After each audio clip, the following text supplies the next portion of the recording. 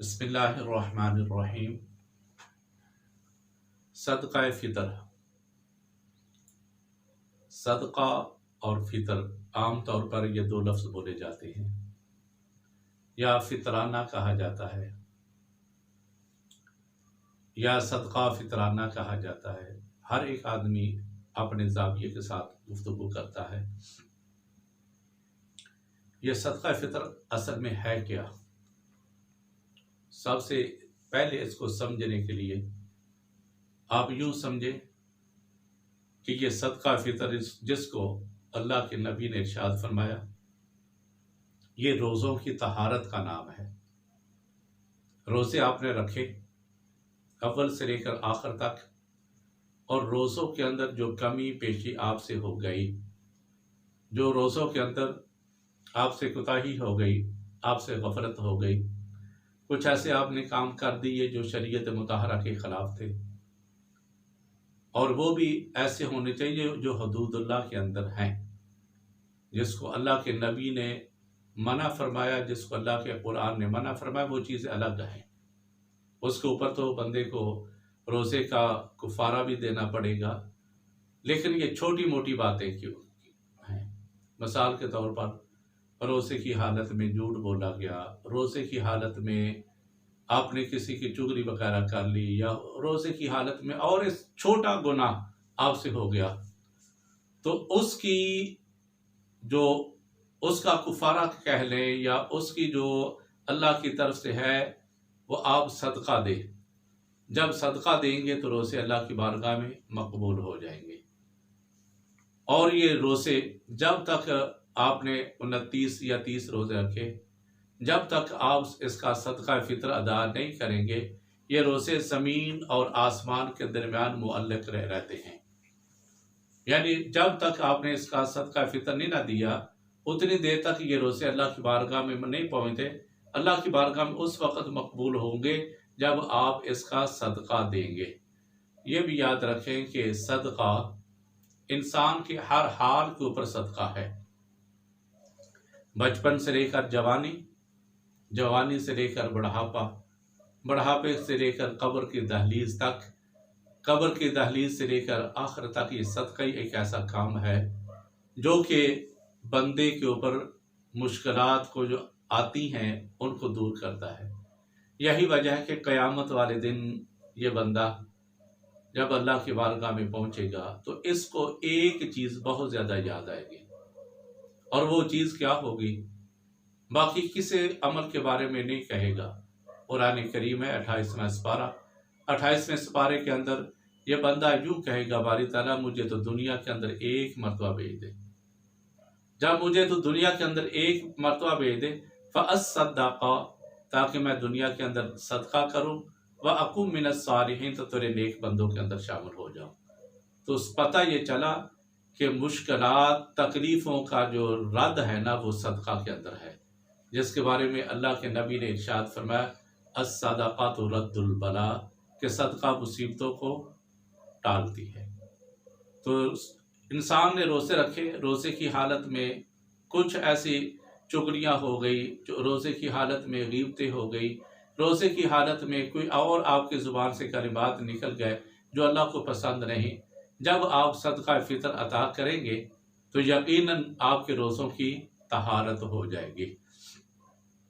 वैसे देखा जाए तो सदका कदम कदम के ऊपर, मिसाल के तौर पर आपके यहाँ अल्लाह ताला की रहमत होगी, अल्लाह ने आपको बेटा अता किया तो उसका भी सदका, आपको अल्लाह ताला ने बेटी अता की तो उसका भी सदका, और बेटा अता किया तो उसके लिए 2 जानें, और उसका नाम चेंज है, नाम उसका क्या है, नाम उसका बन जाएगा अकीका।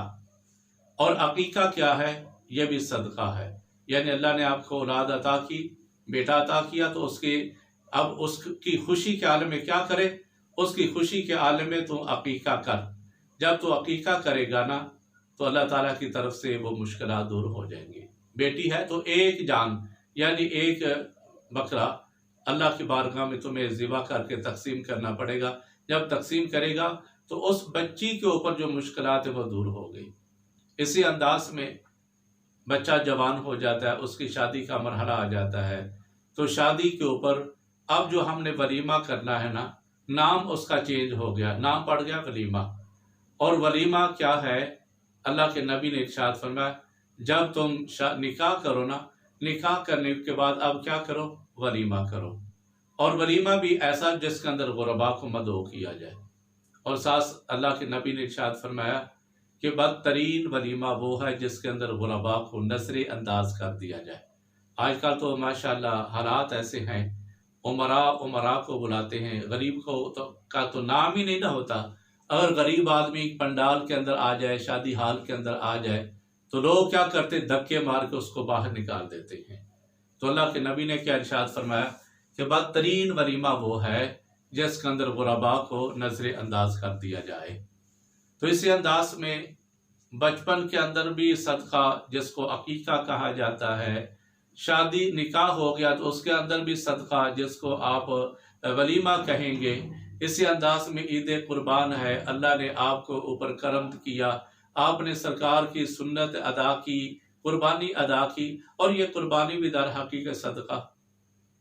इसी अंदाज में अल्लाह ने आपको माल अता किया, आपने ज़कात अदा की, तो ज़कात भी क्या है, सदका। अब मैं इसके बाद अगली वीडियो ज़कात के बारे में भी आएगी, ज़कात पैसों की, इसी अंदाज में उशर के बारे में, यानी ज़मीन की जो पैदावार है उसकी वीडियो इंशाल्लाह इसके बाद आएंगी। तो आज की जो गुफ्तगू है ना, वो सदक़ा फ़ितर के बारे में हो रही है। ये पहले मैंने सिर्फ आपको चंद मसाले इसलिए दी ताकि आपको पता चल जाए कि कदम कदम के ऊपर हम जो अल्लाह की बारगाह में पैसे देते हैं ना, इसको सदका कहा जाता है। तो सदका फ़ितर हर एक आदमी, चाहे अमीर है चाहे गरीब है, चाहे उसने रोज़े रखे हैं या उसने रोज़े नहीं रखे, हर आदमी जो खुराक खाता है, हमने तो फ़कत एक गंदम का या आटे का रवाज डाल दिया है। हालांकि इंसान जो चीज़ खाता है ना, उसका सदका दिया जाता है। ये नहीं कि आप घर के अंदर जो चीज़ खा रहे हैं, मसला दो चीज़ें आती हैं, गंदम है या चावल हमारे एरिया के अंदर, और जो कश्मीर के एरिया के अंदर रहते हैं वो मकई ज़्यादा इस्तेमाल करते हैं, सऊदी अरबिया के अंदर रहने वाले खजूर ज़्यादा खाते हैं। इसी अंदाज में ठंडे एरिया के अंदर रहने वाले किशमिश, जिसको मेवा कहा जाता है, जो खुश्क अंगूर होते हैं उसको किशमिश कहा जाता है। खुश्क अंगूर वो उनके पसंदीदा ग़ज़ा है, वो बहुत ज़्यादा खाते हैं, ईरान वाले हैं या दीगर इसी अंदाज में जो ठंडे एरियो के अंदर रहते हैं। तो जो बंदा जो खुराक खाता है उसको अल्लाह की बारगाह में दे 2.25 किलो गंदम। मिसाल के तौर, अब हम पाकिस्तान के अंदर रहते हैं तो गंदम हमारी ज़्यादा रोज़मर्रा की ग़ज़ा है, तो गंदम के लिहाज से अगर देखा जाए तो 2.25 किलो गंदम या आटा, और आजकल चूँकि आटा ज़्यादातर चक्की का इस्तेमाल किया जाता है, और चक्की के आटे की 2.25 किलो की गंदम आजकल यानी अप्रैल सन 2020 के अंदर, मैं अभी की बात कर रहा हूँ सन 2020, इसके बाद इसका रेट अप डाउन भी हो सकता है। आजकल की बात सन 2020 अप्रैल के महीने के अंदर अभी जो रोज़े हैं, तो इस लिहाज से 125 रुपये गंदम के लिहाज से सदका फ़ितर बनता है। 125 रुपये हर, यानी आपके जो ज़ेरे कफ़ालत है घर के अंदर, जो ज़ेरे कफ़ालत है ना, उनको आपने कैलकुलेटर करना है कि आपके ज़ेरे कफ़ालत 4 हैं, 6 हैं, 8 हैं, 5 हैं, 3 हैं, कितने हैं, जितने हैं सरबराह के ऊपर इतने लोगों का सदका फ़ितर अदा करना इसके ऊपर वाजिब है। और बाज़ ऐसे घराने हैं जो एक वक्त रोटी खाते हैं, दूसरे वक्त चावल खाते हैं, तो उस रोटी और चावल का वो अपने कैलकुलेटर करेंगे, 2.25 किलो आप गंदम को ले लेंगे, 2.25 किलो चावल को ले लेंगे। अब चावल की मिकदार भी आपने देखनी होगी, अमीर आदमी चावल जो है वो सालम खाता है, गरीब आदमी वो टोटा खाता है। तो जैसा भी आदमी है, जिस कैटेगरी के अंदर है, तो वो अपने चावल, अगर गरीब आदमी तो ज़्यादा टोटा खाते हैं, और जो अमीर आदमी या दरमियाना लोग हैं, दरमियाने लोग क्या करते हैं, वो ज़्यादा टोटे को तो पसंद ही ना करते, वो तो सालम चावल पसंद करते हैं, और उनमें से वो जो अच्छी क्वालिटी वाले, तो आदमी 1.25 किलो गंदम की कीमत लगा ले और 1.25 किलो चावल की कीमत लगा के अपना सदका फितर अदा करे। इसी अंदाज में जो कश्मीर के अंदर रहने वाले वो मकई ज़्यादा इस्तेमाल करते हैं, तो अपने उस एरिए के अंदर जो उनकी मकई की कीमत है 2.25 किलो जो बनता है, उस लिहाज से वो अपनी कीमत के लिहाज से अपना सदका फितर अदा करेंगे। अरब वाले लोग खजूर ज़्यादा खाते हैं, हमारे रोटी की तरह वो खजूर खाते हैं, बहुत ज़्यादा खाते हैं। तो वो अपनी खजूर के लिहाज से आजकल जो दरमियानी खजूर चल रही है, आम जो है ना अब ज़्यादा महंगी ना दरमियानी, वो तकरीबन 300 से लेकर 400 रुपये किलो तक है। सन 2020 अप्रैल के अंदर आजकल के जो रोज़ है इनकी मैं बात कर रहा हूँ, तो ये तकरीबन 300 से लेकर 400 तक ये कीमत बनती है आजकल के लिहाज से। तो और खजूर के लिहाज से वो अपनी अदा करेंगे। इसी अंदाज में ईरान के अंदर रहने वाले हैं या ठंडे एरिए के अंदर वो खुश्क अंगूर जिसको किशमिश कहा जाता है, मेवा कहा जाता है, वो उस लिहाज से अपना सदका फितर अदा करेंगे। वो जो कि ज़्यादा बनता है 1600-1700 रुपये बन जाता है। खजूर को देखा जाए तो खजूर जो है वो भी तकरीबन 1000 रुपये के करीब बन जाते हैं सदका फितर एक बंदे का।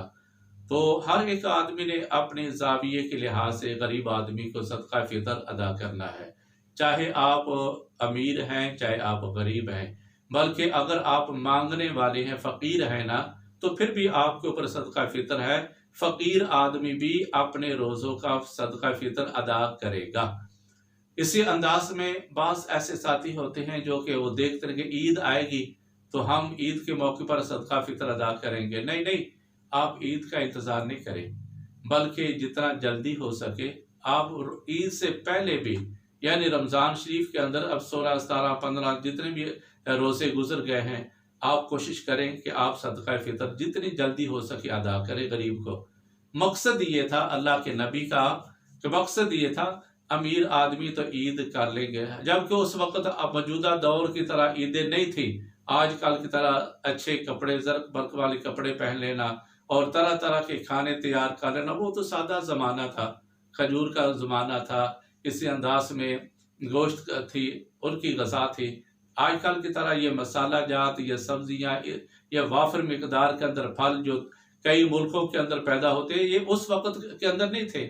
सरकार का मकसद ये था ताकि गुरबा की भी ईद हो जाए, गुरबा की भी ईद। और ये आप सदका फितर जो आपके गली मोहल्ले के अंदर गरीब हैं, आप उनको भी दे सकते हैं।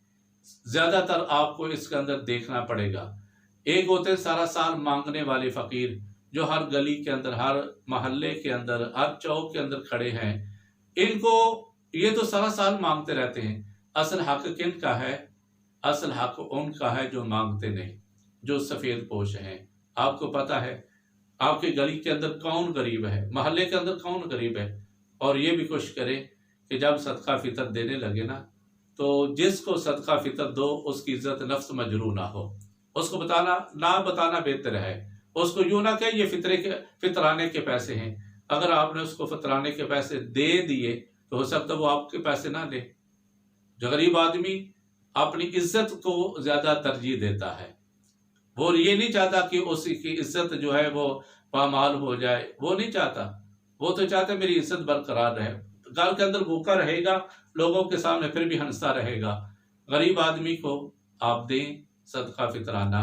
इसी अंदाज में आप अपने बहन भाई जो आपके गरीब हैं, आपके बहन के बच्चे हैं, यतीम हैं, उनकी कफालत करने वाला कोई नहीं, आपके भाई के बच्चे हैं, कफालत करने वाला कोई नहीं, आप उनको भी सदका फितर दे सकते हैं।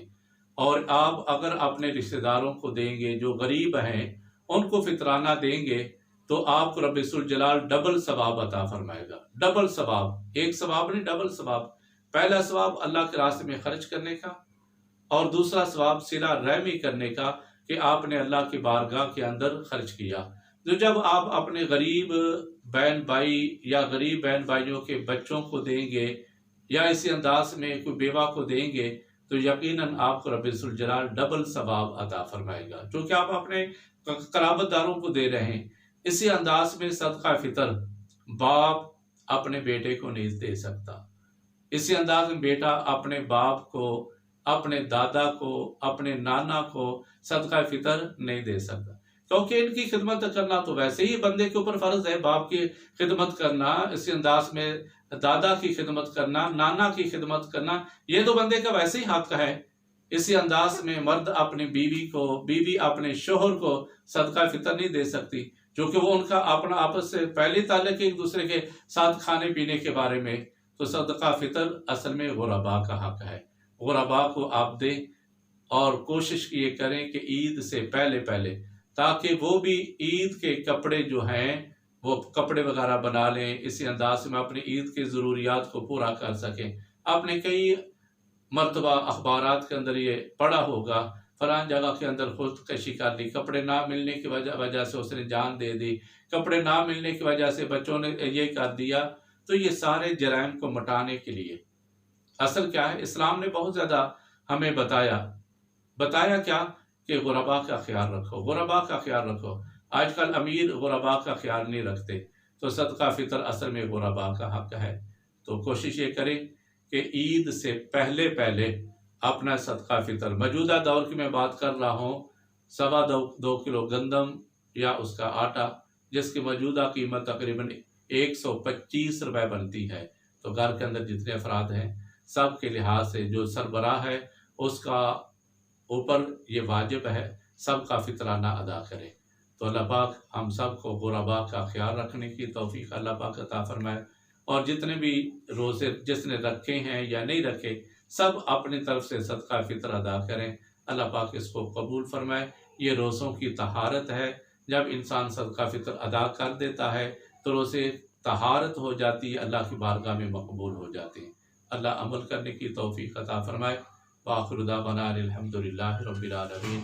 अस्सलामु अलैकुम व रहमतुल्लाहि व बरकातुहू।